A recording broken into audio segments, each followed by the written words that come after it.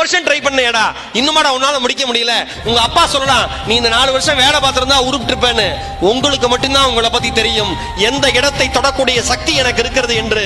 சில வெற்றிக்கு சில காலங்கள் எடுத்துக்கொள்ளும், சில வெற்றிக்கு சில காலம் வேணும். இன்னைக்கு ஈரோடு மகேஷுடைய பேச்சு இன்னைக்கு இவ்வளவு தூரம் உட்கார்ந்து கேட்கறாங்கன்னா, எனக்கு பின்னாடி 15 ஆண்டு கால உழைப்பு இருக்கு, 15 ஆண்டு கால அவமானம் இருக்கு, 15 ஆண்டு கால விமர்சனம் இருக்கு. அதையெல்லாம் தாண்டி மட்டும்தான் ஒரு மனுஷன் ஜெயிக்க முடியும்.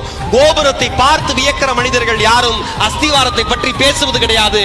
அஸ்திவாரத்தை பற்றி நினைப்பவன் மட்டும்தான் கோபுரம் வளர்ப்பதற்கு தகுதியானவன் என்பதை இங்க இருக்கிற அத்தனை பேரும் மனதிலே தெளிவாக பதிய வைத்துக் கொள்ளுங்கள். வெளில இருந்து பாக்குறவனுக்கு, ஓ சூப்பர் ஈரோடு மகேஷ், அப்பா பயங்கரம், நல்லா சம்பாதிக்கிறார், சூப்பரா இருக்காரு. 5 வருஷம் நாய்படாத பாடுபட்டு வந்திருக்கோயா.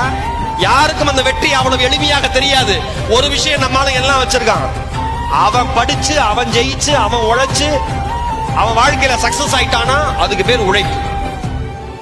அவன் கஷ்டப்படுறான், அவன் படிக்கிறான், அவன் அசிங்கப்படுறான், அவன் ஜெயிச்சிட்டானா கஷ்டப்பட்டு உழைச்சு ஜெயிச்சேம்மா. இதே பக்கத்துல இருக்கிறவன் அதே பண்ணானா எல்லாம் அதிர்ஷ்டம், கம்ப்ளீட்டா அதிர்ஷ்டம்.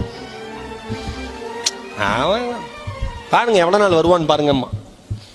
வீடு கிரகப்பிரவேசத்துக்கு ஒருத்தனை கூப்பிட்டுருக்கேன், அவன் சொல்றான் பில்டிங் ஸ்ட்ராங்கா இருக்கான்னு பாத்தீங்களாங்க.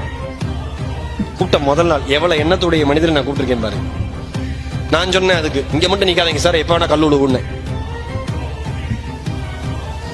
நாம ஜெயிச்சா அதுக்கு பேர் உழைப்பு, அடுத்தவன் ஜெயிச்சா அதுக்கு பேர் அதிர்ஷ்டம். நம்மால என்ன வேணா சொல்லுவான், கவலையே படாதீங்க, ஓடிக்கிட்டே இருங்க.